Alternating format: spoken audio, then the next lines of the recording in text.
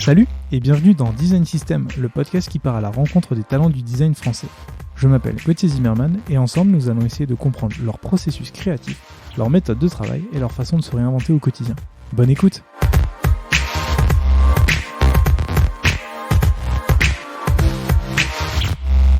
Salut Romain.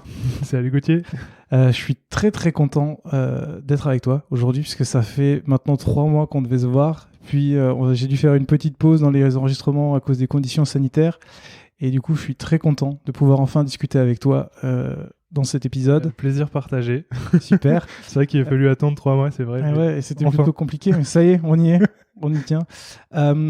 Comme tu le sais, dans chaque épisode, on revient un peu sur le parcours de mon invité. Donc, on va refaire pareil avec toi. On va découvrir un peu qui tu es, d'où tu viens, ce que tu as fait avant de faire ce que tu fais aujourd'hui, puisque aujourd'hui, tu es freelance et en même temps, tu as monté ton agence à côté. Donc, on va pouvoir en discuter. Et puis voilà, on va apprendre à te découvrir. Super. Et du coup, Romain, est-ce que tu peux te présenter, s'il te plaît? Bien sûr. Romain, j'ai 31 ans maintenant. J'ai eu un parcours un peu pas atypique, mais on va dire que aujourd'hui, j'ai un peu du mal à me situer dans la sphère du design. C'est un peu dur et parfois on me le reproche aussi. On me dit, mais en fait, tu es quoi, Romain? C'est une de mes questions, tu es quoi, Romain? Oui, tu es quoi? Et souvent, ce que je réponds, c'est que je suis designer au sens large. C'est-à-dire c'est-à-dire que j'ai un peu du mal avec le côté à poser des étiquettes.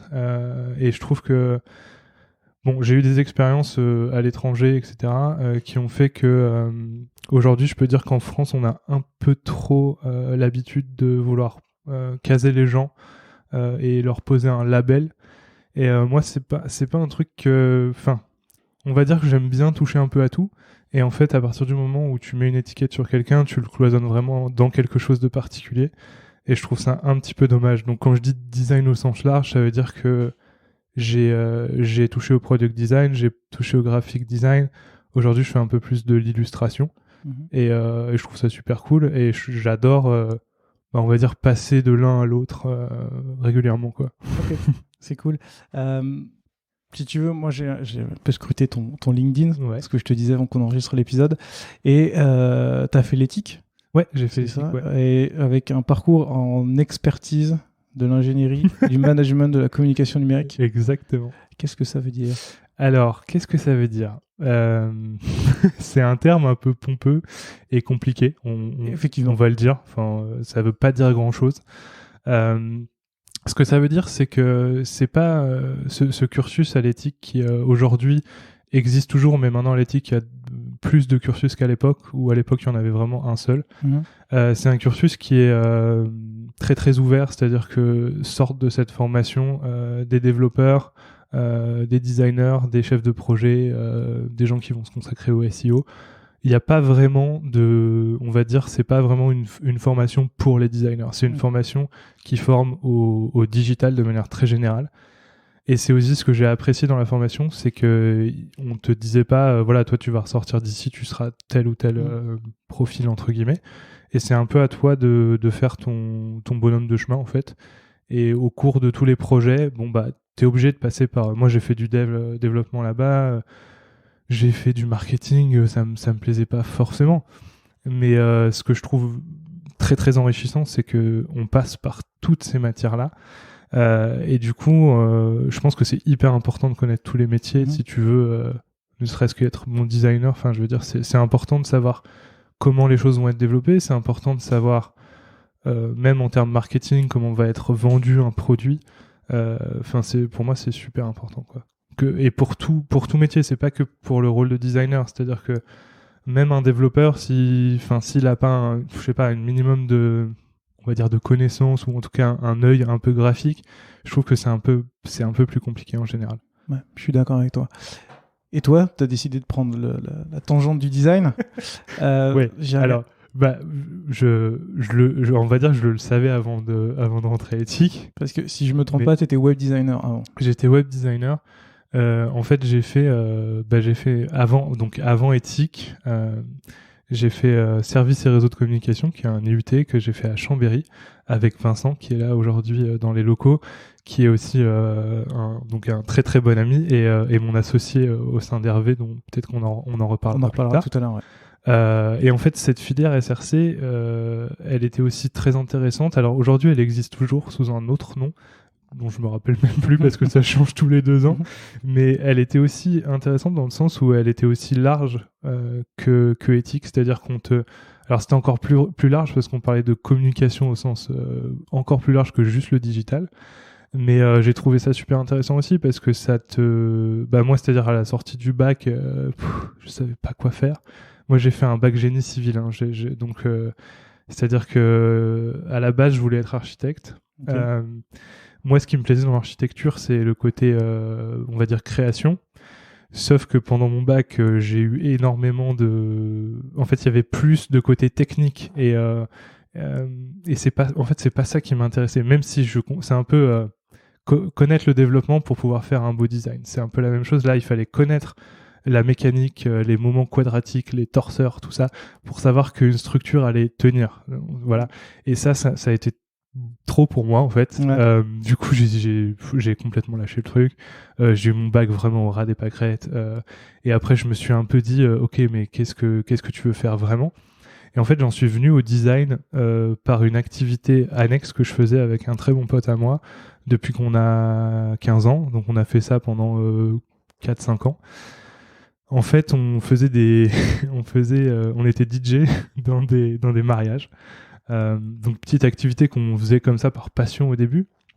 Et en fait, ça a commencé à vraiment prendre. On y passait tous nos week-ends et on a commencé à devoir faire un site, devoir faire des flyers, etc. Et en fait, c'est comme ça que j'ai fait mon tout premier site que je vous montrerai jamais et qui n'est plus en ligne. C'est dommage. Mais vraiment, je suis retombé sur des maquettes il y a pas très longtemps et ça fait peur. Et en même temps, ça m'a fait plaisir de les revoir. Juste parce que ça montre aussi une évolution. C'est sympathique de se dire on est parti de là et aujourd'hui on en est là. Parce que pour moi, on ne naît pas designer. Moi, quand je regarde ce que je faisais au début, j'ai envie de dire mais c'est horrible, quoi. C'est vraiment voilà. Je pense qu'il y a des gens qui ont peut-être des prédispositions au design ou qui ont un œil plus affûté que certaines personnes. Mais pour moi, tout le monde peut être designer. Il n'y a pas de. En fait, après, c'est vraiment une éducation. C'est aussi essayer de, on va dire, d'aller puiser des inspirations un peu partout, et puis aussi d'être très observateur, mais ça je pense que ça vient avec le temps. Et donc tout ça pour en revenir au premier site créé, donc qui était pour donc c'était une association à l'époque, donc on faisait pas du tout de bénéfices avec ça, mais du coup ça nous a permis de monter très très vite et jusqu'à faire des événements à 2-3 000 personnes, donc vraiment on est allé jusqu'à un certain point. Et puis un jour, on s'est quand même posé la question est-ce qu'on veut en faire notre métier ? Moi, j'adorais l'événementiel. En fait, mon meilleur pote, il était vraiment plus sur le son, et moi, j'étais vraiment sur la lumière. J'adorais la lumière. Je trouvais ça super intéressant parce que pour moi, c'était aussi créer une sorte de tableau parce qu'on faisait aussi un peu de son et lumière, donc c'était un peu moins fréquent, mais quand on le faisait, c'était vraiment ce qui m'intéressait. On a mis en lumière un château pas très loin de là où on opérait, et c'était génial. Nous, on a dû louer du matériel parce qu'effectivement, on n'en avait pas assez, mais on est rentré dans des trucs où je me disais, putain, visuellement, c'est génial. J'adorais l'événementiel pour cet aspect-là. Et après, on s'est quand même vraiment posé à un moment donné, on s'est dit, est-ce qu'on continue là-dedans ou pas du tout ? Est-ce qu'on en fait vraiment une carrière ou pas ? Et en fait, de par nos expériences, on a quand même réussi à pas mal discuter avec des gens qui travaillaient dans le métier. Et il y a un truc qui nous avait un peu bloqué à l'époque, c'est que, en fait, on aurait toujours été sur les routes, quoi. Et je pense que c'est une vie qui peut très bien, être très très bien pour certaines personnes. Nous, ça nous correspondait pas trop. On n'avait pas trop envie d'être tout le temps à droite à gauche. Du coup, il y a cette raison. Et puis, je sais pas, je pense qu'on s'est dit aussi c'est un truc qu'on fait parce qu'on est jeune et qu'on s'est dit peut-être qu'on va s'en lasser. Donc voilà, on a tout vendu et voilà, c'était une super expérience pendant 5 ans. Et donc c'est par cette expérience et pas du tout par les études que j'ai fait au début que j'ai vraiment commencé à créer un site. Okay. Les études sont plus venues là après pour appuyer. C'est ça, pour appuyer et sûrement confirmer en fait ça. Parce que je me disais c'est pareil, c'est une activité qui est annexe, qu'on fait à côté. C'est un plaisir, c'est un sujet qui nous emballe aussi. Est-ce qu'à une échelle professionnelle, on va dire, est-ce que ça serait la même chose ? Et il s'est avéré que pendant l'IUT SRC, pareil, on a abordé plein de choses, que ce soit du design, de la vidéo, du code. Enfin, on a même fait du Java, des petits jeux en Java et tout. C'est super cool. Hein. Moi, après, j'ai toujours moins accroché avec le côté de développement, même si je trouvais ça super sympa. Et le tout premier site qu'on avait fait, je l'avais développé moi-même. Hein, au final, donc j'avais fait mon petit HTML, mon petit PHP4 à l'époque, avec mon petit livre d'or, parce que c'était l'époque des livres d'or. Mais et voilà, et je pense que SRC, ça a vraiment, comme tu disais, ça m'a confirmé que c'est ça que j'avais envie de faire et qu'effectivement, c'était plus le design qui m'accrochait qu'autre chose, quoi. Même si, bon, pareil, par exemple, la vidéo, etc., ça se rapprochait un peu plus du design et tout ce qui était montage, j'aimais bien aussi. Pareil, SRC, c'était tellement vaste. Aujourd'hui, j'ai des amis, il y a Vincent qui est là avec moi, qui fait à peu près la même chose, mais j'ai des amis qui sont devenus comédiens, réalisateurs, enfin, ils sont partis en fait dans des milieux très différents au final, mais qui, je pense, tous plus ou moins touchent à la créativité d'une manière ou d'une autre. Donc voilà. Cool. Et durant tes études, j'ai vu, tu as fait plusieurs stages, tu as fait de la DA, tu as fait de l'UX, après tu as bougé, tu as fait du motion design et de la 3D. En fait, ça résume assez bien ton parcours, je trouve, quand tu dis que tu es designer, puisque tu as un peu touché à tout. Ouais. Mais la question que je me suis posée, surtout en voyant ton profil, c'est comment tu as fait pour un moment te dire j'ai fait de la DA, puis après j'ai fait de l'UX, puis après j'ai fait de la 3D. Qu'est-ce qui t'a amené aujourd'hui à faire de la 3D et quel est tout le cheminement qui est derrière en fait, parce que ton parcours est très progressif. Ouais. Et aujourd'hui, j'ai l'impression que, alors à mon avis, enfin de ce que je vois, t'es beaucoup dans la 3D maintenant. Ouais. Et en fait, en redécouvrant ton parcours, j'ai vu que t'avais fait plein de choses. Ouais.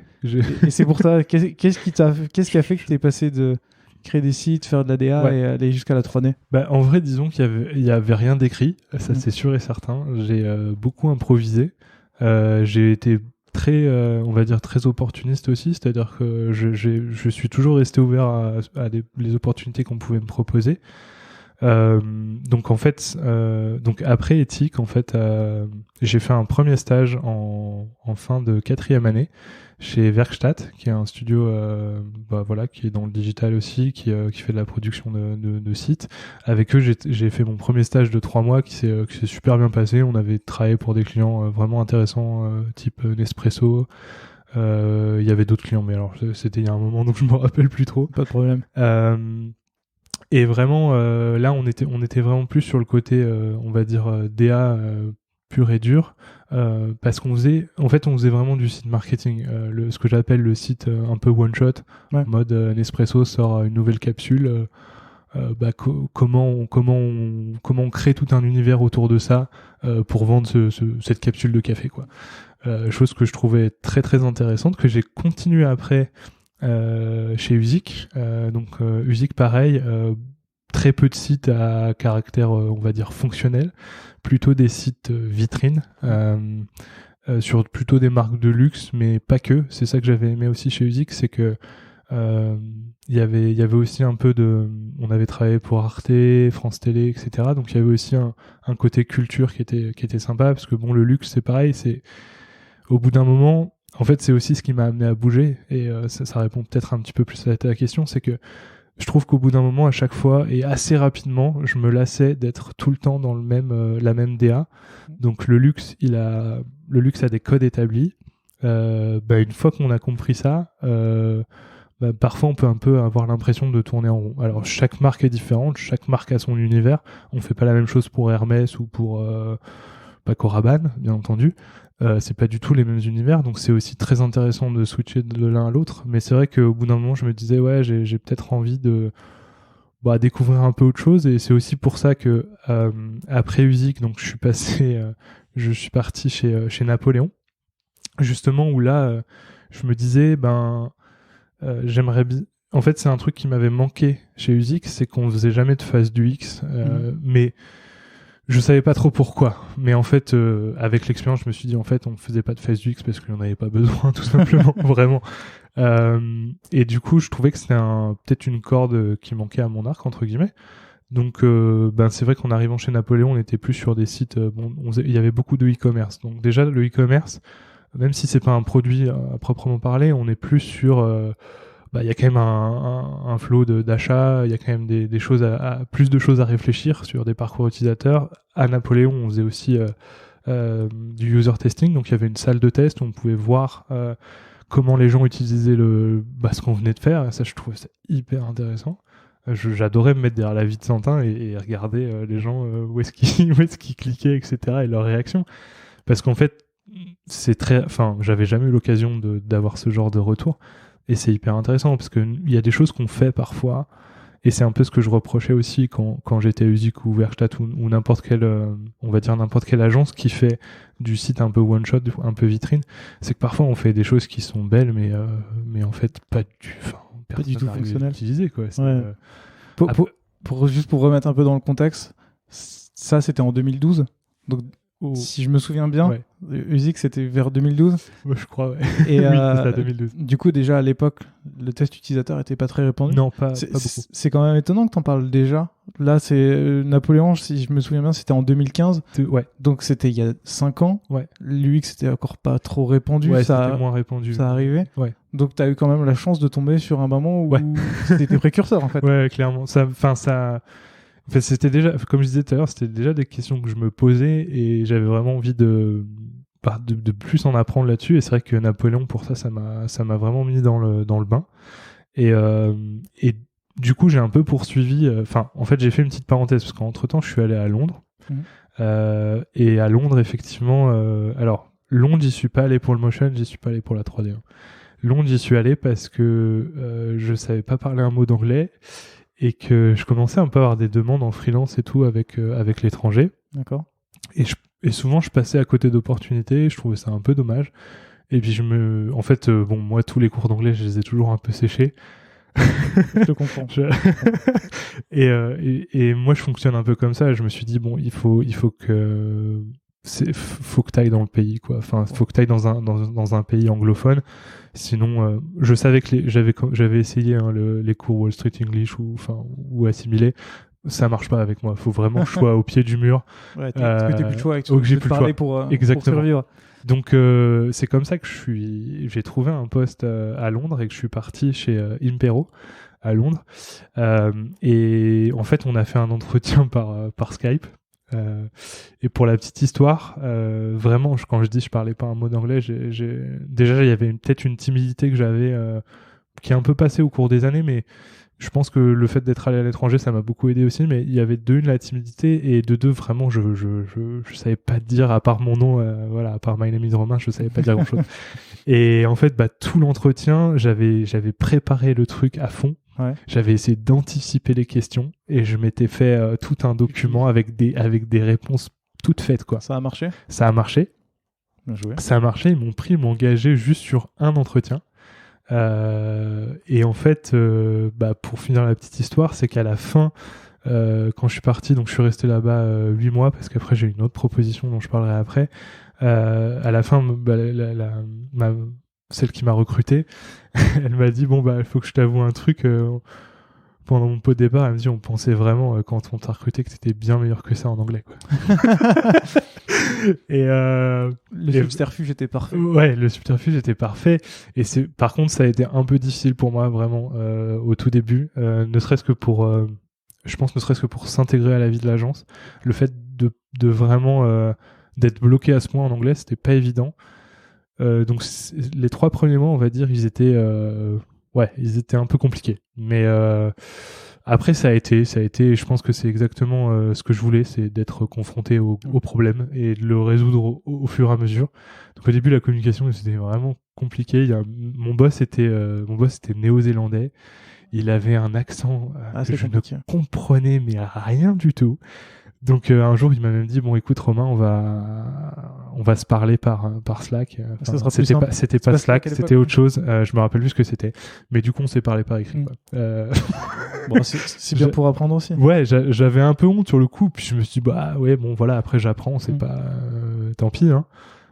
Donc voilà, cette expérience, elle a... Et du coup, au cours de cette expérience, t'as fait du motion design et de la 3D, c'est ça? Oui. C'est là où t'as commencé à... C'est là où j'ai commencé à toucher... Alors, c'est pas là où j'ai commencé la 3D. Okay. Parce qu'en fait, j'ai commencé la 3D quand j'étais encore à Éthique. D'accord.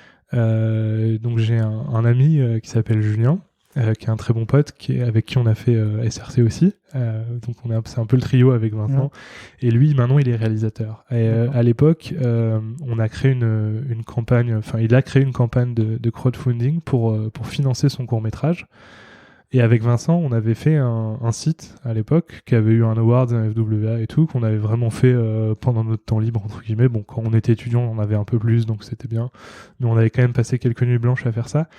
Et dans la foulée, il m'avait dit « Ah, ça serait cool, j'aimerais trop pouvoir visualiser mes décors en 3D, quoi. » Et moi, à l'époque, déjà, la 3D, c'est un truc qui m'attirait un peu. Je me suis dit « Bah tiens, vas-y, je me lance, on va essayer de faire ça dans ces 4D, quoi. » Et bon, je pensais que ce serait beaucoup plus rapide que ça nous a pris des nuits et des nuits entières, mais on a réussi à faire quelques trucs qu'on a d'ailleurs réutilisés après pour le site internet. Et c'est vraiment là où j'ai démarré la première fois un logiciel de 3D. Quoi. Ok, tu y allais comme ça parce qu'à l'époque, t'avais pas tous les tutos, tout ça. Non. À l'époque, il y avait déjà un site qui est assez connu, qui est encore reconnu aujourd'hui, qui s'appelle Grayscale Gorilla, qui est un site de tutos de 3D, principalement sur C4D, qui est très très bien fait. Alors, il ressemble pas du tout à ce qu'il est aujourd'hui, c'est-à-dire que c'était quand même beaucoup moins fourni, mais il y avait quand même déjà une communauté 3D assez importante. Je me rappelle qu'à l'époque, il y avait, je crois que ça s'appelait C4D Café ou un truc comme ça, ou French C4D, je sais plus. Enfin, il y avait une communauté qui était plus un forum. Et c'est vrai que moi, j'allais beaucoup sur ce forum parce qu'il y avait beaucoup de ressources et vous pouvez poser des questions comme sur tout forum, donc je me suis pas mal servi de ça, mais c'est vrai que c'était un peu plus compliqué qu'aujourd'hui pour trouver des ressources et des réponses aux questions, mais ouais, c'était hyper intéressant. Moi, je me suis tout de suite plongé dedans et c'est vrai que ça a pris beaucoup de temps aussi parce que j'en avais jamais fait, et comme tu dis, effectivement, comme il y avait moins de... On va dire il y avait une communauté un peu plus réduite, c'était pas évident. Mais c'est aussi ce qui m'a permis, on va dire, de rencontrer des problèmes et de les résoudre un peu par moi-même, et ce qui a fait que j'ai réussi à apprendre des techniques par moi-même et qui aujourd'hui sont bien ancrées. J'imagine. Ouais. Parce que pour être totalement transparent avec toi, pour préparer cet épisode, du coup, puisque j'ai eu un petit peu de temps pendant le confinement, j'ai essayé de me mettre à Blender. Ouais. Et c'est galère. Hein. C'est galère. Et pourtant aujourd'hui, t'as plein de gens sur Internet qui peuvent t'aider, t'as plein de tutos, mais du coup, j'imagine même pas. C'était en quelle année que Là, ça fait appel à la mémoire. Ouais. Ça devait être à peu près en même temps que ça devait être en 2012, je pense. Okay. Ouais, donc 2012. Petit moment déjà. Ouais. Et pour être totalement franc avec toi, j'essaye aussi de me mettre à Blender et j'ai beaucoup de mal. Après, moi, j'ai pas les automatismes de CKD, donc non, mais c'est vrai que c'est dur de passer d'un logiciel à l'autre, je trouve. Surtout dans la 3D, on va dire. Tout ce qui par exemple, moi je suis passé de Sketch à Figma, on va dire que c'est un copier-coller, donc il y a eu zéro problème. Mais en tout cas, sur des logiciels un peu plus complexes, que ce soit sur de la 3D ou du montage vidéo, c'est vrai qu'il y a des logiques qui sont un peu changées d'un logiciel à l'autre, et c'est pas évident. Même si, faut noter que la dernière version de Blender, ils ont quand même fait beaucoup d'efforts pour s'aligner sur des standards qui parlent un peu à tout le monde, là où avant il y avait quand même des comportements déjà qui étaient anti-UX et qui étaient vraiment pas innés, quoi. pour remettre dans le contexte pour les personnes qui font pas de 3D, Blender c'est un logiciel open source pour faire de la 3D qui a été qui a un petit paquet d'années déjà. Ouais, qui existe depuis vraiment longtemps. Qui a changé, qui est passé dans une nouvelle version où ils ont refait toute l'interface pour que ce soit plus simple à utiliser. Et à côté, CKD, c'est le logiciel professionnel de 3D. Ouais, c'est ça. Je suis un peu exact. Ouais, on va dire ça. Et en fait, c'est un des logiciels. Alors, dans l'univers de la 3D, il y a plein de logiciels qui sont souvent utilisés pour des industries différentes. Mais à noter, il y a Cinema 4D, il y a 3ds Max, il y a Maya, qui sont un peu, on va dire, les trois gros piliers en termes de payants. Et après, effectivement, il y a Blender. Alors Blender, pendant pas mal d'années, il a été un peu... c'était un peu l'outsider, etc. Et en fait, effectivement, depuis cette version 2.8, il a mis un peu un gros coup de pied dans la fourmilière et il est arrivé avec une version vachement plus accessible et très très puissante, en fait. Et on a l'impression qu'ils ont vraiment pris un boost phénoménal depuis la dernière version. Et ce qui fait qu'en fait l'industrie est un peu en train de changer et il y a plein de gens qui alors il y a les nouveaux arrivants qui forcément, et je leur conseille mais 1000 fois de commencer sur Blender plutôt que de s'embarquer sur un C4D, etc. Parce que déjà de une Blender il évolue effectivement comme je disais à une vitesse folle et puis bon c'est gratuit quoi. Enfin, il y a une communauté incroyable. C'est vraiment fou, ouais. On revient sur ton parcours. Ouais. On s'est perdu. Après Londres, tu pars à New York. C'est là où tu fais de la 3D, on va dire professionnellement parlant. C'est là où... Alors, même pas. En fait, donc je reviens un tout petit peu à Londres et après on repart à New York. Voyage. Mais du coup, à Londres, ce qui s'est passé, c'est que je travaillais... ce qu'il faut savoir, c'est la boîte où j'étais, Impero à Londres. On va dire que c'était plus une boîte de... Ils faisaient du digital, mais ils faisaient aussi beaucoup de publicité à proprement parler, mais toujours pour le digital. Donc il y avait pas mal de création de visuels pour les réseaux sociaux ou pour ce genre de choses. Et en fait, on travaillait pour un client, donc pour Lindt, les chocolats. Et en fait, on faisait des visuels pour les réseaux sociaux. Et en fait, au bout d'un moment, ils se sont aperçus que on n'avait plus assez de visuels pour une campagne. Et en fait, au lieu de réorganiser un shooting, moi j'avais dit écoutez, je veux bien essayer de remodeler. Alors c'était pour Lindt, pour les Lindor, donc les petits chocolats ronds là, que personnellement je déteste, mais bon c'est pas grave, c'est pas la question.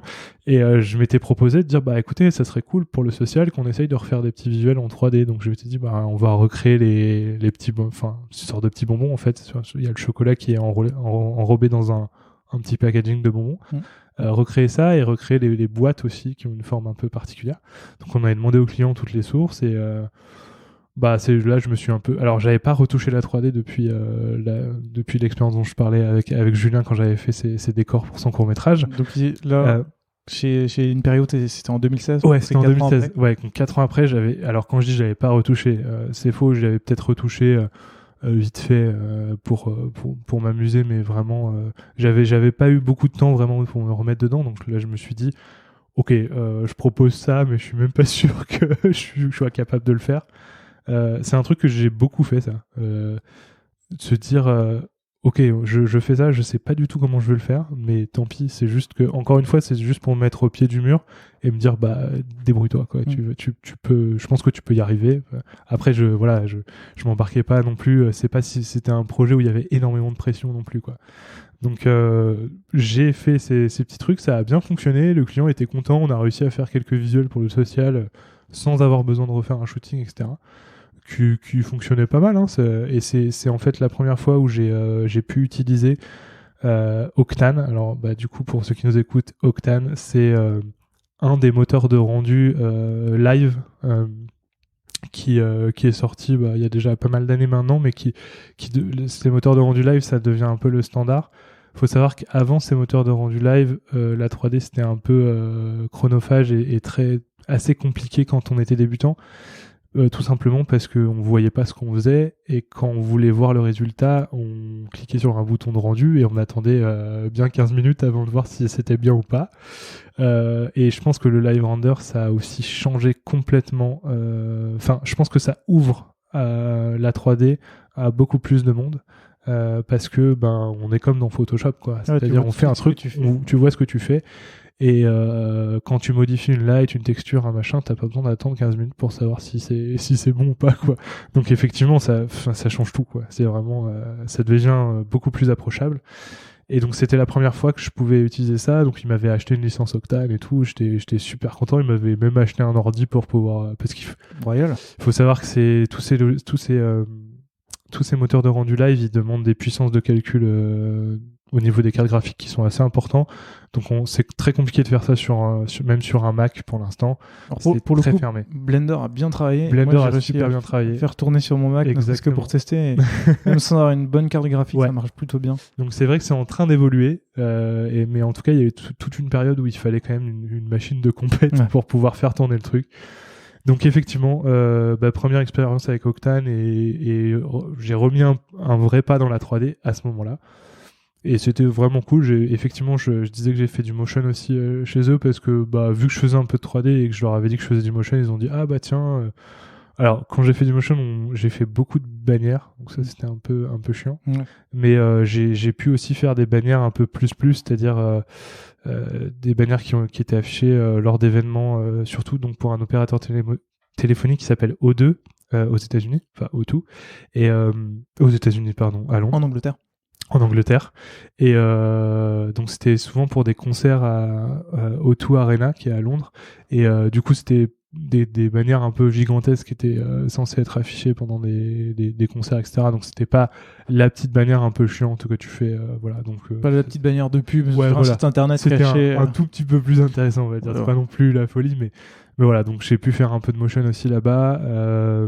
Et donc après, alors partons pour New York. De l'autre côté de l'Atlantique, allons-y. C'est ça. Et là-bas, donc, en fait, au tout début, j'ai pas du tout fait de 3D, j'ai pas dit que j'en faisais. Donc, pourquoi être parti à New York, peut-être Vas-y, je t'en prie, je te pose ma question. Ok. C'est juste que, donc, ça faisait 8 mois, c'est ça, 8 mois que j'étais à Londres. Et donc, j'ai une amie qui s'appelle Justine, qui était chez Weno. Donc une agence qui venait de s'implanter il y avait pas très très longtemps à New York. Ça faisait un moment qu'ils avaient déjà un bureau à Reykjavik en Islande et à San Francisco. Et ça faisait peut-être, on va dire, moins d'un an qu'ils avaient démarré un bureau à New York. Et elle me dit, Romain, si tu veux bouger, Weno recrute à New York. Alors moi je connaissais pas trop Weno, mais en fait quand j'ai commencé à regarder un peu tout ce qu'ils faisaient, c'était assez hallucinant. Il y avait des projets de ouf et tout, donc j'ai dit vas-y, j'arrive. Très bien fait. Donc voilà, c'est comme ça que je me suis retrouvé, chez Weno à New York. Okay. Bon, déjà, en 8 mois, j'avais déjà pris un peu plus de confiance en anglais, donc de ce côté-là, c'était quand même beaucoup plus fluide, donc c'était cool. J'y suis allé beaucoup plus serein aussi. Et voilà, donc c'est comme ça que j'ai débarqué là-bas. Ok. Et donc là-bas, tu n'avais pas débarqué pour la 3D, tu faisais quoi? Non, toujours de la DA? Ouais, toujours de la DA. Ce qui m'a plu aussi à Weno, mais c'est pas forcément pour ça que j'y suis allé, mais il y avait quand même beaucoup plus d'approche produit aussi. D'accord. Donc encore une fois, je pouvais à la fois me resservir des choses que j'avais appris en termes de DA, que ce soit chez Uzik, chez Werkstatt, etc. Mais aussi mettre un peu en application plus des principes UX que j'avais pu apprendre chez Napoléon notamment. Et alors eux en fait ils font, je sais pas, ça a un peu évolué aussi depuis, mais ils faisaient pas du tout la différence entre designer et UX designer. Pour eux, c'est un peu là que j'ai appris le terme product designer, qui est un peu l'alchimie, on va dire, des deux. Et c'est un truc que j'ai toujours trouvé bizarre aussi de séparer les deux. J'entends bien que sur certains projets, ça peut être sympa d'avoir une équipe qui est dédiée à l'UX et une équipe qui est dédiée à l'UI, mais je trouve que c'est tellement connecté. Pour moi, un beau design, ça vient pas juste de belles couleurs et tout. Il y a aussi, dans pas mal de cas, c'est la manière dont tu arranges l'information qui fait que c'est particulier, quoi. Donc j'avais toujours trouvé ça un peu bizarre de séparer les deux. Donc c'était super cool d'arriver là-bas et de se dire eux ils font tout, quoi. Alors même moi quand je suis arrivé là-bas, il fallait aussi faire la gestion de projet. Il y avait pas de chef de projet, tu vois. Ce qui était j'avoue un peu compliqué au tout début quand même. Fallait gérer des gros clients, organiser la réunion, les accueillir, machin. Bon, ça. Une fois encore, t'as appris à la dure. Ouais, encore une fois j'ai un peu appris à la dure. Ça m'a fait on va dire un peu mal, mais au final c'est un peu je sais pas, en tout cas avec moi c'est ce qui marche le mieux. Et après voilà, ça s'est super bien passé. Et effectivement à un moment donné, en fait ce qui a un peu déclenché l'élément 3D à Weno, c'est on avait un peu de temps, une sorte de temps mort entre des projets. Et donc moi et donc Julien Renaud qui est un développeur qui était là-bas aussi en même temps que moi, et Stéphane qui lui était déjà creative director là-bas. On avait tous un peu du temps à un même moment. Et Haraldur, donc qui est le CEO de Ueno, il nous dit ça serait cool que vous réfléchissiez à un petit concept pour faire un year in review, pour présenter un peu tous les projets qui ont été faits dans l'année chez Ueno. Et du coup, on s'est posé genre 2 heures dans une salle et puis on a commencé à délirer sur des concepts. Et puis, je sais pas, de fil en aiguille, on s'est dit, ça serait trop cool qu'on puisse représenter une petite maison, ou un petit bureau qui représenterait Ueno, où on pourrait retrouver tous les gens de Ueno et leur parler, etc. Voilà, on s'est un peu chauffé là-dessus. Julien, le développeur, lui, il était déjà à fond je dis développeur et son titre, c'est plus Creative Technologies, donc beaucoup plus axé, déjà une très bonne vision design et plus axé sur tout ce qui est technologie WebGL, etc. Donc forcément, on avait envie de mettre ça dans le concept. Et moi, j'avais envie de redémarrer un peu la 3D. C'est comme ça qu'on est parti sur cette idée d'un site qu'on a sorti avec Ueno qui s'appelait Interview, où au final, tu pouvais te balader un petit peu et rencontrer les gens de Ueno. Et c'est un peu comme ça que ça a relancé un peu le sujet 3D en fait. Ok, très bien. Je mettrai le lien, je l'ai vu le site, je suis passé dessus et je mettrai le lien dans la description du podcast, comme ça les gens pourront voir. Et du coup, ça t'a donné envie de refaire de la 3D et c'est pour ça que t'es parti? T'es revenu en France? Ça n'a rien à voir? Non, ça n'a rien à voir. Alors ça m'a donné envie de refaire de la 3D, oui. La visibilité de Ueno m'a permis aussi d'être contacté sur des sujets 3D. Parce que Ueno ils ont énormément de followers sur Dribbble. Moi, pendant mon expérience à Ueno, j'ai pu poster des choses en 3D sur Dribbble via leur compte. Et forcément, ça m'a ramené aussi plein de contacts derrière, des gens qui me contactaient pour avoir des choses en 3D. Donc c'est un peu comme ça aussi que ça a lancé un peu la machine 3D, quoi. Alors après, pourquoi j'ai quitté New York et j'ai quitté Ueno? Déjà, il y a on va dire c'est plus un facteur de vie, c'est-à-dire que moi je suis pas tombé amoureux de New York. C'était un peu trop gros pour moi comme ville. Je crois que Paris c'est un peu mon maximum. Quand je suis revenu à Paris, c'était un peu le petit village, quoi. Enfin, j'exagère vachement, mais c'est vrai que New York j'ai pas trop accroché. Alors au début j'ai détesté et je pense qu'à la fin, vraiment à la toute fin, j'ai commencé vraiment à plus aimer, mais je savais que c'était quand même au fond de moi pas forcément fait pour moi, ce genre de grande ville. Mais c'est vrai que je pense que, en tout cas, de mon expérience, j'ai appris à connaître la ville et plus j'ai appris à la connaître et mieux ça allait. Mais je savais bien qu'au fond, je serais mieux à Paris. Et puis bon voilà, moi ma copine elle est chef, elle est venue avec moi à Londres et ensuite elle est venue avec moi à New York.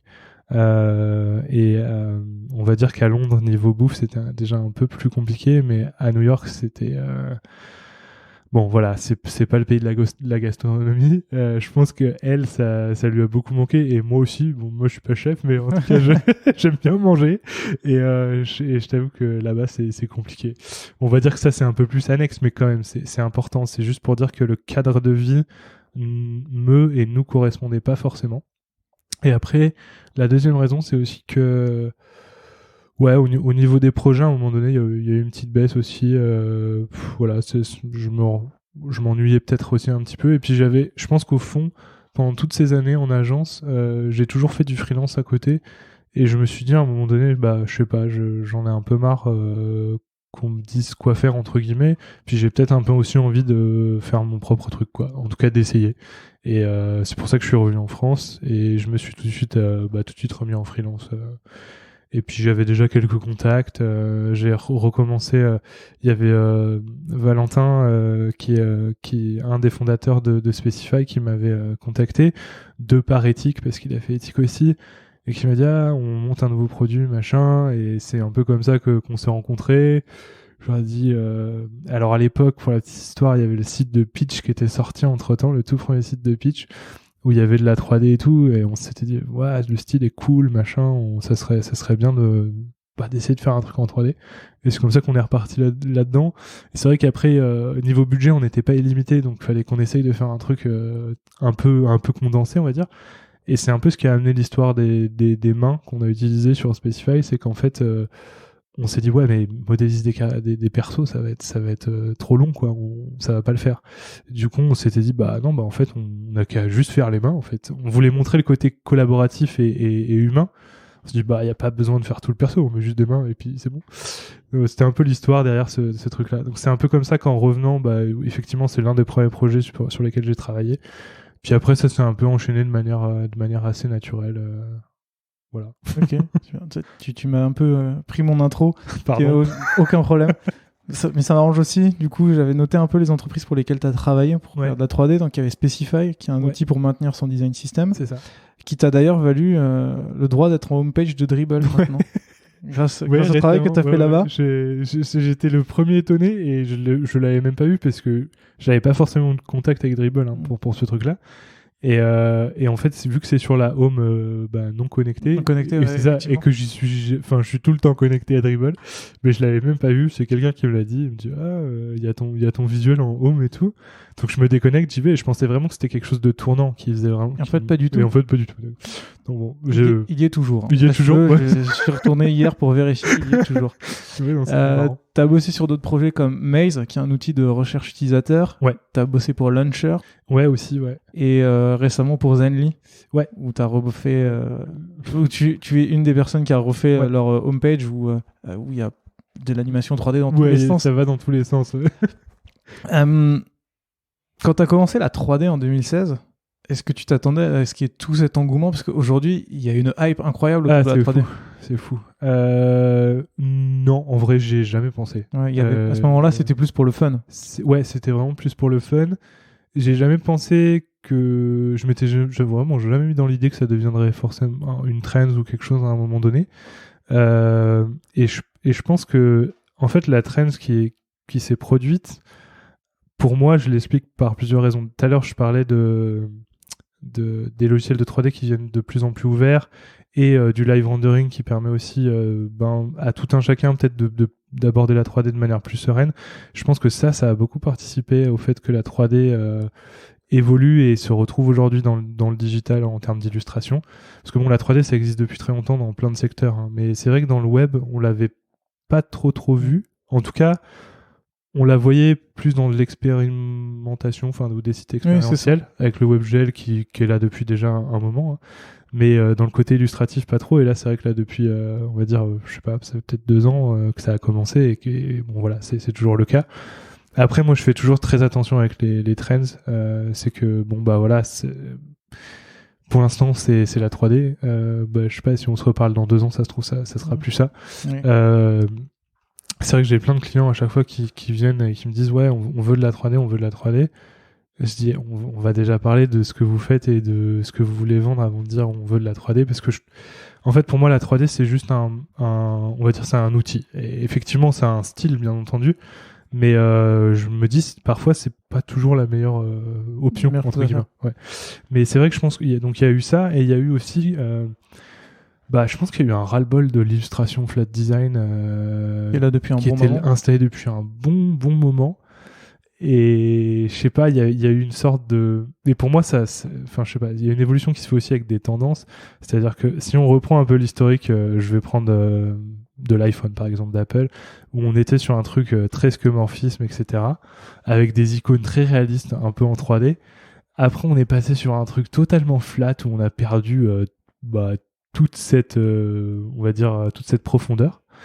Et c'est une tendance qui est restée pendant pas mal d'années. Ouais. Et je pense que là, on avait besoin d'un petit retour à quelque chose de plus palpable, entre guillemets. Et je pense que la 3D a apporté ça. Mais en même temps, elle a apporté ça peut-être avec un peu une nouveauté qui est un truc un peu aussi moins, on va dire, moins lourd ou peut-être moins réaliste qu'à l'époque. Un style un peu nouveau, un peu plus léger, quoi, qui faisait du bien. Donc je pense que ouais, ça a aussi pas mal participé, le fait que, je me rappelle à un moment donné à la sortie du site de Slack, je sais pas, du premier site de Slack, genre dans les 6 mois qu'on suivi sur Dribbble, c'était que ça, que les mêmes illustrations, et du coup ouais, je pense qu'il y a eu une sorte de petit ras-le-bol au bout d'un moment. Ouais, c'est sûr. Et du coup, toi, t'as de la chance, t'es arrivé pile au bon moment. C'est pour ça, tout à l'heure, je disais, je suis un peu opportuniste aussi, c'est que, je sais pas, c'est arrivé, effectivement, je venais de me remettre vraiment dans la 3D et tout, et le truc a décollé, je dis, bon, vas-y, je fonce là-dedans, quoi. J'aurais très bien pu continuer à faire plus ce que je faisais, c'est-à-dire plus du site marketing, etc., mais je me suis dit, non, j'ai envie de passer un peu de temps à faire ça. Et aujourd'hui, je me retrouve un peu bloqué là-dedans, où à chaque fois que j'ai un nouveau projet, j'essaye de dire non, mais je fais pas que de la 3D, je fais aussi. Mais en fait, c'est un peu ce qui s'était passé avec Specify et Maze. Au final, c'est que ils m'ont contacté à la base pour le site et pas pour la 3D. Et moi, j'ai ramené le côté 3D, mais j'avais trouvé ça super intéressant de pouvoir faire les deux. C'est toi qui as conceptualisé le site de Maze et de. Ouais, on l'a fait. Bien entendu, on l'a fait ensemble avec les équipes. Mais je trouvais ça super intéressant de pouvoir faire et la UI du site et aussi toute la partie illustrative, parce que sur Maze, par exemple, ça m'a permis de réfléchir à un héros qui soit bien intégré à ce que je voulais faire et vraiment de raconter une story que c'est vrai que c'est un peu plus simple de le définir quand c'est un peu toi qui a tout le sujet, entre guillemets, quoi. Donc voilà. Et chose qui, par exemple, sur Launcher, pour le coup, on m'a contacté que pour la 3D. Après, c'est super bien passé, hein. Ils avaient des très bons éléments en design, donc la collaboration a très bien fonctionné. Mais pour le coup, là, j'intervenais que sur la 3D. Ok. Je ne sais plus par prendre mes questions, puisque on a abordé tout à la fois. C'était un peu les questions que je voulais te poser, parce que tu es vraiment le premier freelance. Maintenant, tu as une agence, mais et dans l'épisode d'avant, j'ai eu Loïc qui a fait pas mal de freelancing aussi de chez Malte. Et aujourd'hui, justement, c'était la question que je me posais, c'est comment ça se passe quand tu as un client qui te propose une mission, qui arrive et qui te dit je veux des illus 3D, mais en fait, tu m'as un peu répondu à la question. Tu réfléchis en fait à son besoin avant. Ouais, tu gardes toujours j'ai l'impression qu'il garde un peu cette patte recherche en amont. Ouais, j'essaye toujours c'est toujours un peu le côté qui me plaisait dans le côté DA et peut-être plus branding à proprement parler. C'est-à-dire que j'essaye toujours de creuser un peu et de savoir si au final c'est la meilleure des solutions, et si par l'identité qu'ils ont déjà posée, est-ce que ça correspond vraiment à ça. Et il y avait un autre truc aussi sur lequel je les mettais assez en garde. C'est moins vrai maintenant parce qu'il y a de plus en plus de designers qui se mettent à la 3D. Mais je sais que ça a été un peu le cas avec Maze quand on a posé la DA entre guillemets de Maze et qu'on a commencé à faire de la 3D. Jonathan, le CEO, il a eu un peu de mal derrière. Moi, j'étais pas forcément dispo. Et quand il a constitué ses équipes, faut savoir que Maze, ça a grandi assez vite. Là, je crois qu'ils sont. J'ai parlé à Jonathan il y a pas très longtemps. Je crois qu'ils sont une vingtaine maintenant. Ah ouais, ça va vite. Et ouais, ça va très vite. Le produit est vraiment, vraiment génial. Et en fait, le problème qui s'est posé aussi, c'est de se dire, ok, mais qui va reprendre en interne le côté 3D. Donc, quand je dis c'est moins le cas aujourd'hui, c'est que il y a de plus en plus de designers qui s'intéressent à la 3D et qui font de la 3D, donc c'est plus vraiment un problème. Mais c'était un truc à prendre en compte quand même, c'est-à-dire que si on pose un truc et que plus personne derrière n'est capable de produire et de reprendre la chose, c'est un peu compliqué, quoi. Donc ça, c'était aussi un truc sur lequel j'essayais de mettre en garde les clients, quoi. C'était pas juste faire de la 3D pour faire de la 3D, voilà. Mais bon, après je comprends, c'est vrai que beaucoup de clients le contactent en disant ouais, on adore cette trend 3D, etc. Après, j'essaye toujours de leur dire ok, si on fait de la 3D, ok, je veux bien qu'on fasse de la 3D, mais parce que j'ai pas mal de clients qui me disent on aimerait bien des trucs à la. Alors c'est là où je dis stop. Et ce que j'aime pas trop qu'on me dise je veux un truc à la à la Specify ou à la Maze. Je préfère là on travaille avec Célia qui est là aussi, qui fait de la 3D, qui est en freelance. On travaille pour un client qui s'appelle Polywork. Je peux pas en dire vraiment plus parce qu'on a signé des contrats qui tiennent. Il suffit de passer sur ton Twitter pour voir un peu ce qui se passe en ce moment. C'est ça. Et en fait, c'est un peu le genre de client qu'on aime bien avoir parce que ils nous disent ok, vous avez un peu le champ libre. Il y a pas, ils nous sont pas arrivés avec un truc en disant on veut ce style, on veut ce style. Ils sont arrivés en disant on aime bien la 3D. On pense que notre style, notre manière de communiquer, la 3D, ça peut fonctionner. Donc, et après, faites ce que vous voulez. Et ça, c'est cool. Et du coup, comment tu fais pour avoir tout ce processus créatif Alors là, tu peux pas en dire trop, mais par exemple pour Specify ou pour Maze, comment tu crées justement tout ça? J'ai un exemple qui me revient en fait, c'est Loïc encore dans l'épisode 4 qui disait que ou Julien dans l'épisode 1 d'Ornicar qui internalisait vachement tout ce qui est création de marque, DA et tout ça. Là, finalement, tu es une agence, donc tu arrives en extérieur. Comment tu fais pour avoir ce processus créatif de créer le site, de créer les illustrations et que ça colle parfaitement à la marque, sachant que toi-même, tu fais pas partie de l'entreprise? Alors, je pense que jusque-là, j'ai eu de la chance, entre guillemets, parce que je suis arrivé à un moment où il n'y avait pas grand-chose de créé, en fait. Au Specify, il n'y avait rien. C'est simple, on est parti de zéro. Donc, en fait, j'avais pas d'éléments à réutiliser. C'était un peu à nous de trouver quoi faire. On a quand même mis un peu de temps à trouver le bon équilibre, etc. Au tout début, il y a eu pas mal de soucis, genre tout ce qui est, les couleurs, etc. Et le côté vraiment pâte à modeler, clay, etc. Ça faisait... Au début, on a hésité à sortir le site tel quel. Ça faisait trop enfantin. Et c'est souvent un truc qui revient avec la 3D et le style, ce style d'illustration, c'est que c'est un peu trop plaido, quoi. Et ouais, je disais, j'ai un peu eu de la chance dans le sens où, sur Specify, il y avait vraiment rien de créé. Sur Maze, Jonathan avait déjà posé des bases, que ce soit au niveau des couleurs et des styles de texte, etc. Mais en termes d'illustration, il n'y avait rien. Donc, en fait, je me suis raccroché à ce qu'il y avait, puis on a essayé de le développer en allant. Là, sur Polywork, c'est un peu la même chose. Il y a à part un logo et une charte de couleurs, on n'a pas grand-chose. Et si on prend Zenly? Alors, si on prend Zenly, sur Zenly, il y avait quelque chose. Il y avait déjà quelque chose de bien établi. Et il y avait un univers, en tout cas, dans l'application et même dans la façon d'utiliser et tout, qui était vraiment une approche très colorée et très playful. Chose qui collait à 200% avec une approche 3D, avec ce qu'on a fait sur le site au final.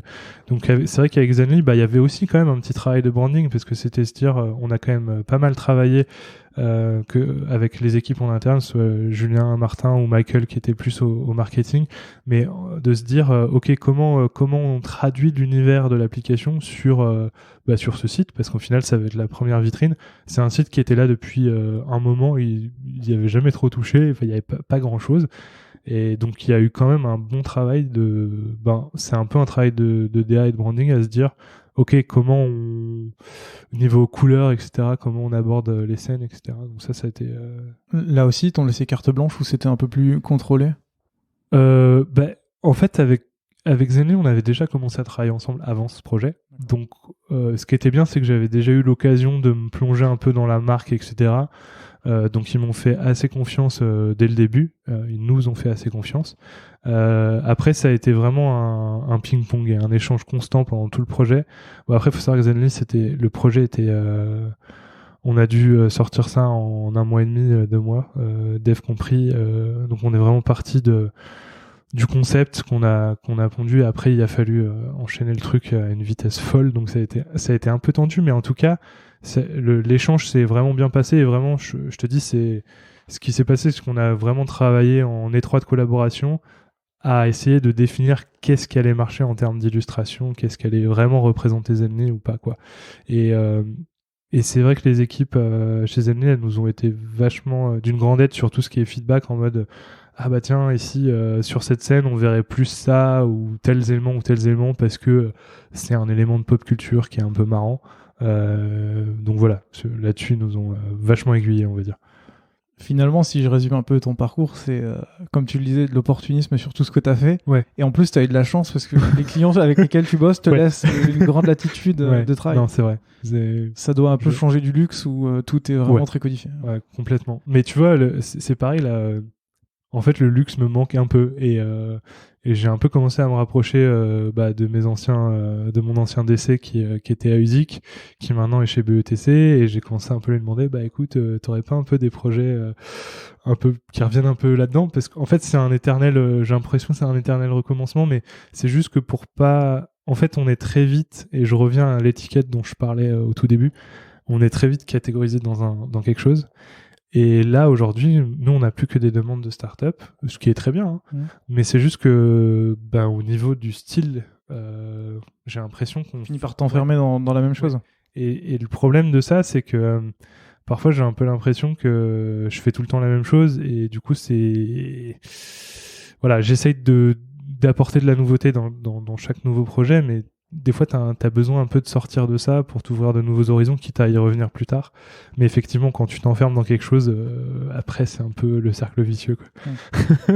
Ouais, il faut attendre la nouvelle trend pour pouvoir en sortir. Exactement. Pour qu'on finisse un peu sur tout ce qui est création, illustration et comment tu bosses au quotidien. Encore une fois, je reviens sur Loïc, puisque c'est le seul que j'ai eu dans des épisodes qui parlaient beaucoup d'EA. On parlait de tout ce qui était des tests utilisateurs, mais sur la partie marque, sur la partie DA. Est-ce que toi, quand tu travailles, je vais reprendre encore l'exemple de l'illustration 3D, parce que c'est ce que tu montres le plus, est-ce que tu fais des tests en amont pour réfléchir, pour voir ce qui plaît aux gens, ou est-ce que tu es plus à regarder, à chercher des idées un peu à droite à gauche, à créer et seulement à tester ensuite, voire même peut-être à pas du tout tester. Donc, en général, il y a pas du tout de test, on va dire. C'est plus, je fais quelque chose, je fais un peu au feeling. Effectivement, j'essaye de me nourrir de choses que je vois à droite à gauche, bien entendu. Mais je fais un peu un one shot et je vois avec le client si c'est vraiment dans la direction dans laquelle il veut partir. Après, j'essaye quand même toujours de voir un peu de quoi on parle. C'est-à-dire, par exemple, j'ai un cas un peu parlant, c'est qu'avec Maze, on parlait d'un sujet pas forcément facile à illustrer. Et j'aime bien être attaché au fait que l'illustration, elle peut être jolie, mais il faut aussi qu'elle ait du sens.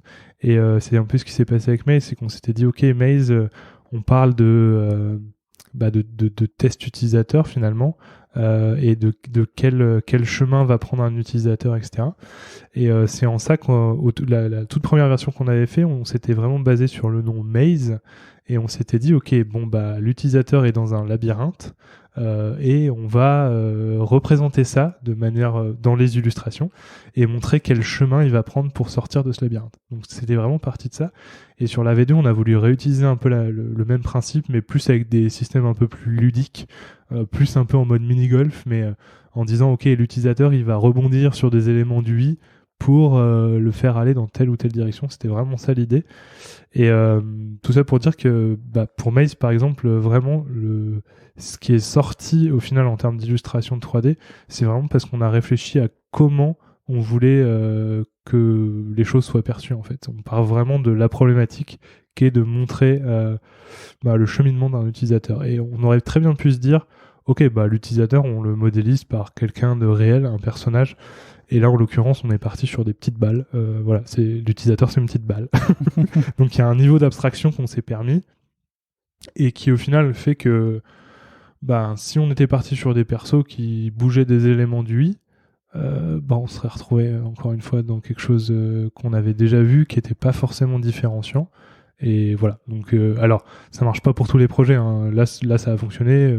Parfois, c'est un peu plus compliqué, mais voilà. Top. Depuis tout à l'heure, on parle de toi. On parle de toi en tant que freelance. Ouais. Pourtant, tu as monté une agence, RV Studio. Qu'est-ce qui fait que... Quel est le cheminement qui t'a fait dire j'ai fait des agences, je reviens en France, je deviens freelance et en fait, je remonte une agence? Très bonne question. Je pense que ce qui a déclenché la chose, c'est ce dont on parlait un peu avant, c'est qu'en fait, en tant que personne, je trouve ça très compliqué de multiplier les casquettes, alors qu'en tant qu'agence, c'est un peu plus simple de dire, voilà, on est un studio de créa, on fait ça, ça, ça, ça. Et en tant que personne, tout de suite, j'ai réfléchi à des stratégies, hein, limite prendre des sortes de pseudonymes en mode voilà, ce pseudo-là il fait ça et ce pseudo-là il fait ça. Finalement, Hervé c'est un prénom, c'est aussi un pseudo. Et oui, c'est le composé de Romain et Vincent, donc les premières lettres. Et en fait, il y avait aussi l'envie de créer une structure justement pour pouvoir accueillir des projets de types différents. Et puis aussi, je sais pas, moi, j'ai toujours aimé les agences. Hein. J'ai toujours aimé travailler en agence. J'ai jamais voulu bosser directement pour un client. Pourquoi ? Je pense que c'est pour la même raison que tous les gens qui travaillent en agence. C'est que la diversité des projets et le fait de switcher d'un projet à l'autre, C'est-à-dire, je me vois pas travailler plus de, on va dire, 6 mois sur un même projet. Même si je comprends très bien qu'il peut y avoir, quelque chose de très intéressant à voir grandir un produit, par exemple. Mais moi, j'aime tellement, entre guillemets, changer d'univers que je me sentirais un peu bloqué. Du coup, l'agence, c'est aussi pour ça, c'est aussi pour pouvoir prendre différents types de projets. Là, on vient de gagner un appel d'offres il y a cette semaine pour GoGuy. GoGuy, c'est un nouveau concept d'hôtellerie. Ils sont partis du constat qu'aujourd'hui, les gens allaient plus dans des Airbnb que dans des hôtels, juste parce que l'hôtellerie avait plus grand-chose d'original à leur offrir. Chose que je pense ici à Hervé, on rejoint un peu ce postulat. Ce postulat exactement. Et du coup, c'est pour ça que le projet nous a beaucoup plu. Et justement, ce genre de projet, si on s'était pas présenté en tant qu'Hervé, on l'aurait pas forcément eu. Enfin, je veux dire, si j'avais dû y aller moi-même, on m'a dit ouais, mais toi tu fais des illus 3D, qu'est-ce que tu veux? Et en fait, c'est un projet hyper intéressant parce que c'est de travailler sur toute leur présence digitale, mais aussi sur tout le process de booking, de réservation en ligne, et aussi qu'est-ce qui se passe quand tu arrives dans l'hôtel, quels sont les services digitaux qui sont disponibles, etc. Donc ça, c'est hyper intéressant. Et je pense que l'agence, elle est là aussi pour ça, pour pouvoir reprendre des projets à un niveau beaucoup plus global que juste faire une petite tâche. Et puis ça nous permet aussi de fédérer un peu une équipe autour de projets. Alors nous, on est 3 aujourd'hui. On n'a pas trop réfléchi à des plans de développement pour l'instant, mais on sait que si ça se passe bien, on pourrait être amené à recruter plus. Et puis on aime bien aussi travailler avec des gens, par exemple sur Zenly, on a fait appel à Bruno Simon en développement. Pour la petite histoire, c'est le développeur qui a fait un folio qui a bien fonctionné, qui a été pas mal vu avec une petite voiture. Que j'essaierai de retrouver, de mettre dans la description, parce que je l'ai testé. Et... Ouais, c'est toi qui l'as designé, celui-là? Non, Bruno a tout fait. Bruno a tout fait de A à Z, ce qui est assez hallucinant. Et en fait, avec Bruno, on se connaissait de Usic et de Ethic, parce qu'il a aussi fait Ethic. Et décidément, tout le monde a fait Ethic. Ouais, c'est fou, le monde est petit. et on a travaillé avec Bruno parce qu'on savait que ça allait fonctionner. On avait déjà plus ou moins travaillé ensemble à Usic. Et là, ça s'est confirmé sur le projet. Enfin, c'était super. Donc, on aime bien aussi avoir cette latitude à dire, ok, pour tel projet, monter un peu l'équipe qui va bien fonctionner. Ça, c'est intéressant. Justement, pour ces projets, si on sort de ces projets qui sont à l'international, mais plus, je repense à Specify, Maze Launcher, quand tu montes une équipe, vous êtes là dans les locaux de Hervé où on est aujourd'hui, on enregistre, ou vous allez directement dans l'entreprise et vous bossez là-bas, vous êtes tous splittés à un endroit du monde, hors Covid et hors Covid, bien sûr, hors crise sanitaire. Nous, on aime bien quand même bosser ici. Les locaux sont sympas. Les locaux sont cool, on aime bien, je sais pas, il y a une sorte d'alchimie quand on bosse tous ensemble ici. Après, effectivement, en début de projet, et quasiment pour tous les projets, on se déplace et on a besoin quand même d'être avec les clients. Soit ils viennent là, mais c'est vrai qu'on l'a pas encore trop fait, on se déplace plus voir le client. Ça peut être pendant 2-3 jours, en tout cas pour lancer un peu la machine. Et après, dans le cas de Zenly, par exemple, ça c'est un très bon exemple pour toute la phase on va dire de conception, parce qu'il y a pas vraiment conception en termes d'UX, etc. sur le site, parce que ça a été assez vite réglé, plus en termes de conception, en termes de concept, vraiment qu'est-ce qu'on voulait faire, comment on voulait montrer le fun de Zenly. Toute cette étape, on l'a fait chez eux en fait. On est resté, je crois, une bonne semaine avec eux à travailler là-dessus. Et c'est vrai que quand on commence un peu à faire de la 3D, il y a une contrainte qui existe encore, qui je pense va disparaître, mais on est obligé d'avoir nos grosses bécanes PC pour faire des rendus plus rapides. Et quand on se déplace et tout, on a nos ordi portables, mais c'est un peu moins confortable pour travailler. En tout cas, pour produire de manière efficace, on est plus productif ici. Ce qui est pas forcément vrai pour du product, par exemple. On prend un Mac, on se branche sur un écran et c'est bon, quoi. Il y a aucun souci. Là, on est un peu plus dépendant du hardware, entre guillemets, ouais. Mais oui, dans tous les cas, dans tous les projets, il y a forcément une petite étape où on est plus amené à être vraiment en collaboration avec le client pendant quelques jours. Puis après, ça se poursuit. De toute façon, nous, on est tout le temps sur Slack, en mode Je pense comme 90% des gens. Comme beaucoup de gens en start-up aujourd'hui. Ouais. Comme je te l'ai dit, j'ai fait de la 3D. Ouais. Enfin, j'ai essayé de faire de la 3D pendant mon confinement. J'aurais bien voulu comprendre comment toi tu bosses sur la 3D. Comment... Si tu veux, moi, quand je l'ai fait, je suis arrivé, j'ai essayé de prendre une forme, de la déformer, tout ça. Donc, c'est un peu obscur peut-être pour les gens qui n'ont jamais fait de 3D, mais en gros, on prend une forme et on la déforme. Ouais. C'est comme une boule de pâte. C'est ça. Vite fait. Boule de pâte à modeler qu'on modifie. J'ai pas mal suivi les projets sur lesquels vous bossez en ce moment. J'ai l'impression que vous avez dessiné en amont quelque chose sur des dessins pour ensuite aller à la 3D. Est-ce que, du coup, c'est quelque chose d'habituel de commencer sur du papier, de prendre le temps et d'y aller ensuite ou pas du tout. C'est pour ça, je voulais être rassuré sur le fait que...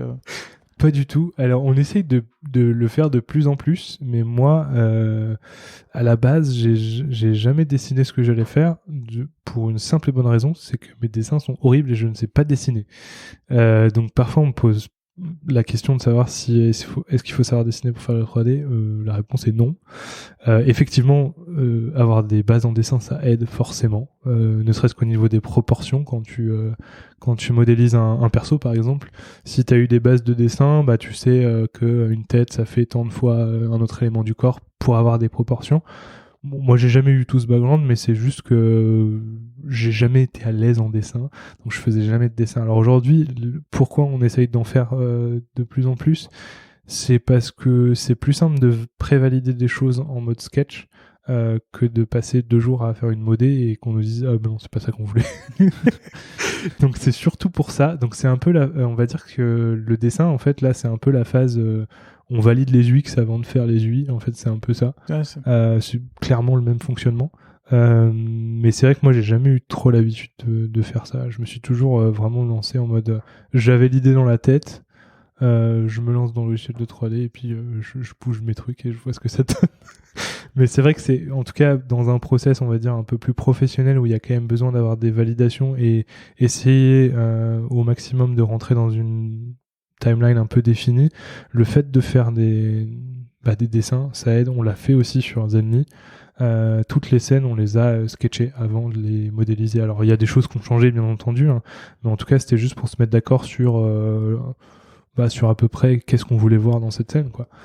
Parce que c'est vrai que par exemple, si on se dit bah tiens, là on verrait bien je sais pas, une bibliothèque, un bâtiment de bibliothèque, qu'en fait on modélise tout le truc, peut-être ça nous prend 3 heures et puis au final on dit oh bah non, en fait on voulait pas de bibliothèque, bon bah on a perdu 3 heures, c'est un peu dommage, on l'aurait juste sketché sur papier, ça prenait 5 minutes, quoi. Ouais, sachant que pour Zenly, là aussi je mettrai le lien en description, mais il y a tellement d'éléments différents qu'en fait tu peux pas te permettre de perdre 3 heures par élément, parce que sinon c'est vrai que c'est aussi un truc super important, c'est le niveau de détail dans les illustrations. Et plus c'est détaillé, et plus ça va prendre du temps. Donc, souvent, c'est un truc qui revient dans toutes les illustrations, c'est de savoir où est-ce qu'on place le curseur du détail, en fait. Là, sur Polywork, au début, on a fait des versions où le client nous disait « Ah non, mais on veut beaucoup plus de petits détails, des petits trucs, etc. » Alors nous, on était un peu dans l'optique différente en se disant « Ouais, mais plus on va en mettre et plus l'illustration va être chargée. » Bon, le résultat, c'est qu'elle est un peu chargée, mais au moins, il y a un vrai univers qui se dégage. Pareil, sur Zenly, le fait qu'il y ait beaucoup d'éléments dans les scènes, ça fait qu'il y a des vrais univers vraiment différents entre chaque scène. Et je pense que vraiment sketcher les scènes au début, ça nous a vachement aidé, quoi. Même si c'est vrai que, voilà, c'est pas une pratique que je fais tout le temps, mais on essaye... quand je travaille beaucoup avec Célia, alors Célia, elle est beaucoup plus douée que moi en dessin, donc c'est cool.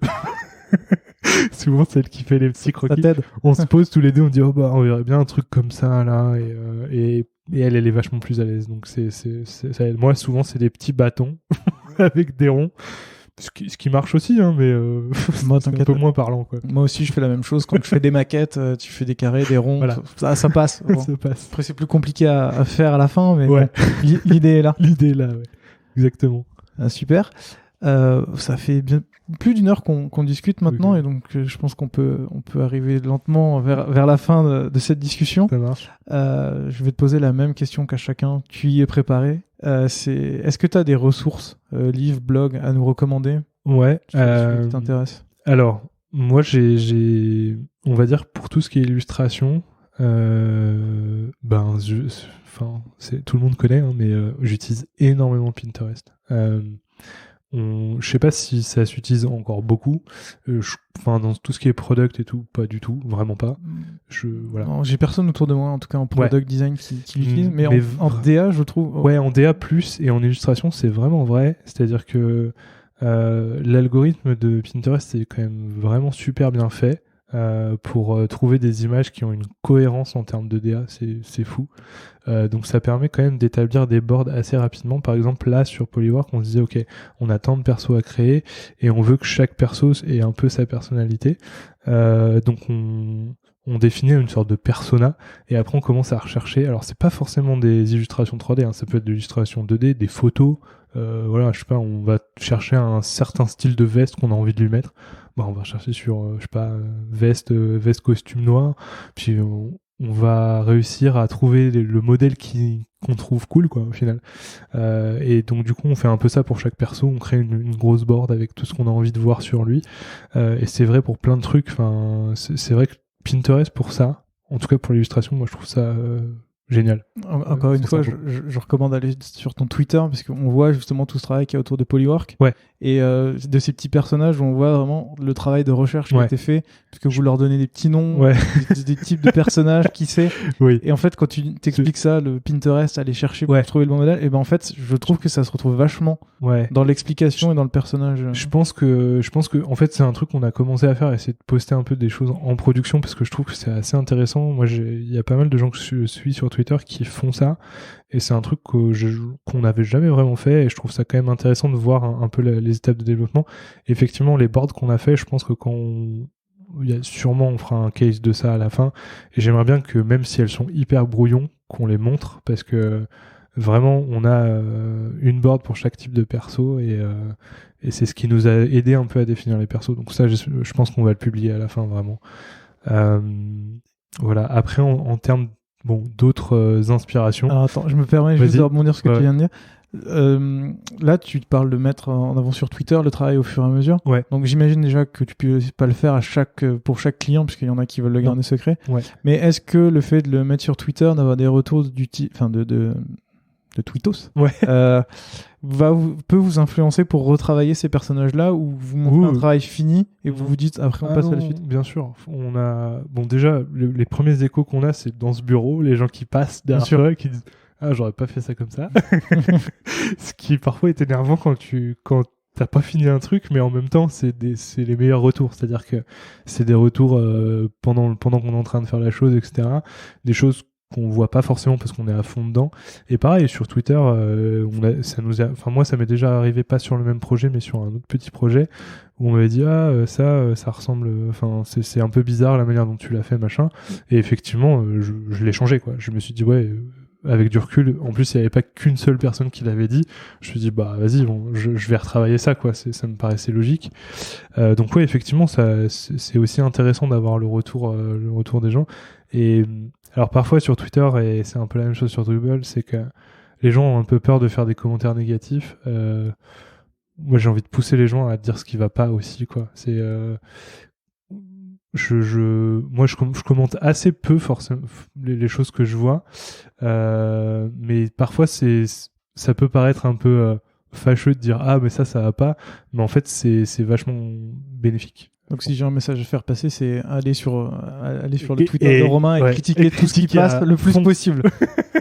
Arrêtez d'être gentil. Alors, au début, je vais rager, je vais dire c'est qui lui, mais en fait, on va vraiment le prendre en considération. Enfin, précisez que vous venez du podcast, pas qu'ils le prennent mal. Sinon, ouais.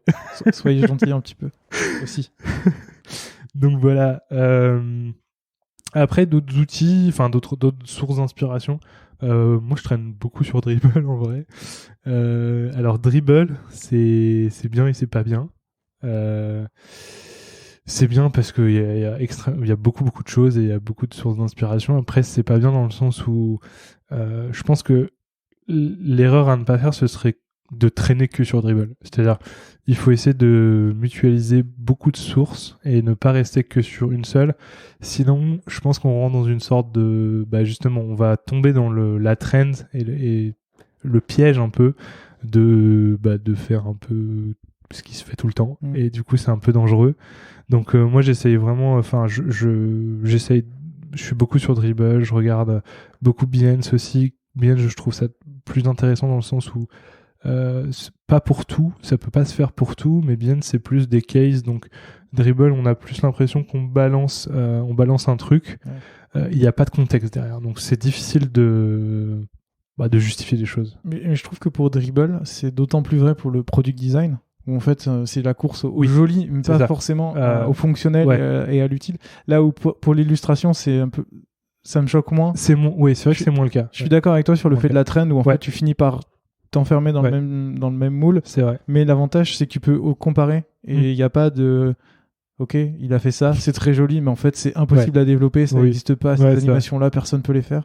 Effectivement. C'est vrai que pour l'illustration, il y a moins ce côté... il y a moins ce côté, c'était juste du beau pour du beau, de toute façon ça reste une illustration.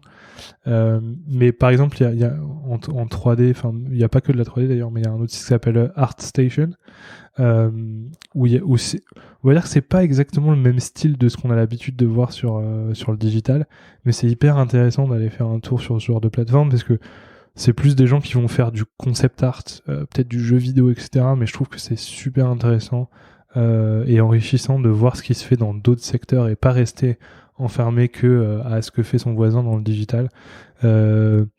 Après, j'ai l'habitude aussi de regarder pas mal de choses qui sont en print aussi. Moi, j'adore le print. On n'en fait pas beaucoup, mais pareil avec Hervé, dans le futur, on aimerait bien essayer d'en faire un peu plus, parce que encore une fois, c'est quelque chose qui devient, qui est physique. Du coup, c'est un peu plus, je sais pas, c'est palpable, c'est tangible, ouais. Donc je pense vraiment multiplier les sources d'inspiration, c'est super important. Après, en termes de bouquins, là récemment, on s'est abonné à un magazine je sais plus comment ça s'appelle, je crois que c'est Character Design quelque chose. Bon, je sais plus trop le nom, mais on en a 3 exemplaires ici. Où justement, c'est des gens qui font du character design, mais dans différentes industries, et le plus souvent dans l'animation et le film d'animation. Et pareil, pour tout ce qui est illustration, enfin forcément, on est influencé par les films Pixar, on est influencé par les super courts-métrages qu'on peut voir sortir, que ce soit des Gobelins ou d'autres écoles d'animation en France et à l'étranger et dans le monde. Donc ça on est vachement attentif à ça aussi. Dernièrement, on avait je sais plus si je vais retrouver le nom, mais il y avait un petit court-métrage, je sais plus quelle école avait sorti ça, s'il s'appelle Hors Piste, c'est génial. L'univers est génial, et c'est très très marrant. Il y a pas un seul dialogue, mais c'est super bien fait. Donc bref, tout ça pour dire que voilà, on essaye aussi de regarder un peu ce qui se fait partout. Après, en termes de bouquins, j'ai pas forcément. Moi, j'ai un bouquin de référence que j'adore, qui s'appelle The Intelligence Lifestyle Magazine. Donc c'est un magazine italien. Et ils ont sorti un bouquin sur toutes les éditions qu'ils ont pu produire.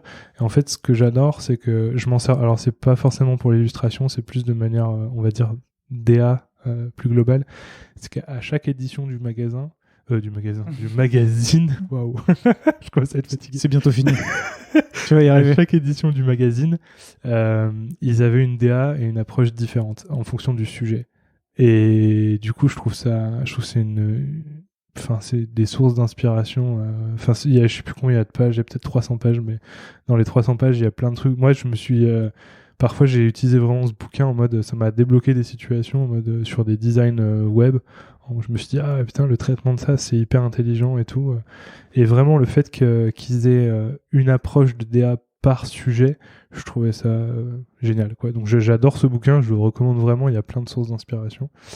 Et après, j'avais noté un peu, parce que effectivement tu m'avais dit préparer des petits trucs, plus sur l'aspect typographie.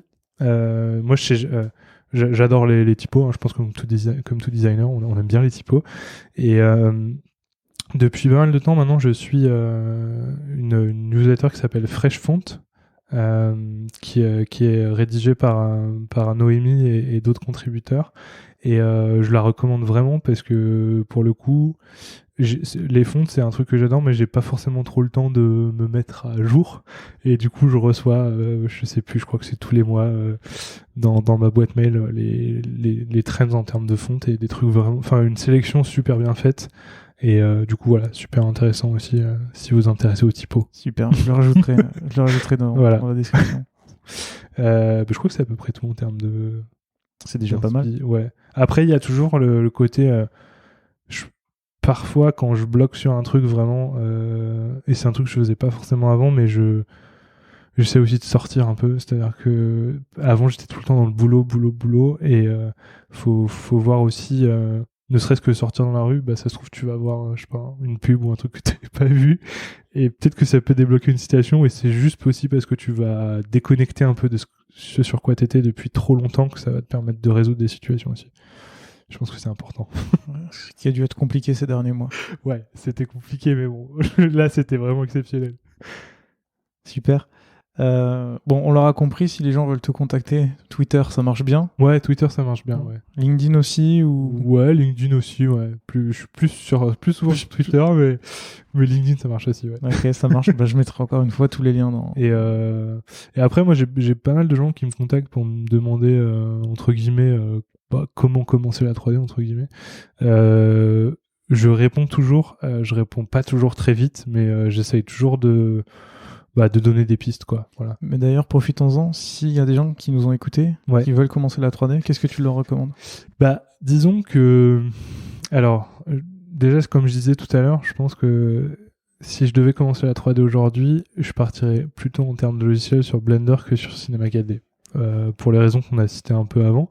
Donc alors c'est là où je suis un peu moins calé en Blender parce que moi j'ai beaucoup de C4D, donc je vais juste parler de C4D 2 minutes quand même. C'est si vous voulez vous mettre vraiment à la 3D avec C4D, il y a cette formation qui s'appelle 3D for Designer qui est assez connue et je la recommande, pas pour l'avoir forcément fait mais pour avoir vu des gens qui l'ont fait. Et ce qui est bien, l'avantage de cette formation, c'est que on apprend la 3D au designer avec des choses qui sont plus ou moins jolies, ce qui est pas toujours le cas en 3D quand on suit des tutos, et où on voit le résultat, on fait ah ouais d'accord, tout ça pour ça. Là au moins il y a une vraie cohérence de DA qui est établie, et on a envie de faire les choses parce qu'aussi on voit que le résultat est joli, donc c'est assez motivant, et c'est une formation qui est vraiment accessible. Bon, elle est que en anglais, mais voilà, très je pense facile d'accès. Et après, plus pour le côté Blender, il y a ce fameux Blender Guru. Donc c'est un compte, une chaîne YouTube, qui fait que je recommande. C'est comme ça que j'ai appris du coup, avec un tuto sur le donut que je recommande particulièrement. On se retrouve avec énormément de donuts de partout, mais ces tutos sont très très très bien expliqués et vraiment adaptés à un public, on va dire, complètement débutant, quoi. Je confirme. Donc ça, c'est vraiment bien. Après, si par exemple, s'il y a des gens qui veulent passer de C4D à Blender, je recommanderais pas forcément les tutos de Blender Guru, dans le sens où ça reprend vraiment tout de la base de base, et parfois quand on a commencé un petit peu déjà la 3D, on a envie d'aller un peu plus vite. Alors personnellement, j'ai pas encore trouvé les tutos qui vont bien pour cette autre catégorie de personnes qui auraient déjà commencé la 3D, qui voudraient switcher.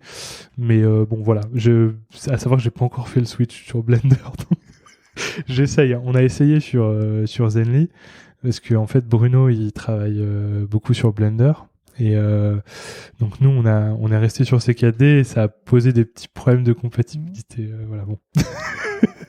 On s'est un peu fait engueuler entre guillemets, parce que c'est vrai que Blender, il faut savoir que Blender, pour tout ce qui est WebGL, c'est quand même 1000 fois mieux. C'est beaucoup plus optimisé. Il y a des choses sur les exports C4D vers une utilisation web en WebGL, c'est pas le top. C'est vraiment pas le top. Blender est bien en avance là-dessus. Donc si j'ai bien compris, le jour où tu seras forcé à le faire, tu vas l'apprendre et ça va passer tout seul. C'est ça, exactement. Ce n'est qu'une question de temps. Très bien. Exactement. Eh ben super. Écoute Romain, merci beaucoup du temps que tu m'as accordé pour cette conversation. Et merci à toi pour m'avoir donné l'opportunité de parler de tout ça. Avec plaisir. Cool. Ouais, c'était super. Et puis à très bientôt. Ouais, à bientôt. Salut. Merci, salut. Vous êtes encore là ? Merci beaucoup d'avoir écouté cet épisode de Design System jusqu'au bout. S'il vous a plu, n'hésitez surtout pas à mettre une note de 5 étoiles sur Apple Podcast, c'est ce qui m'aide le plus à faire découvrir ce podcast. À bientôt dans Design System.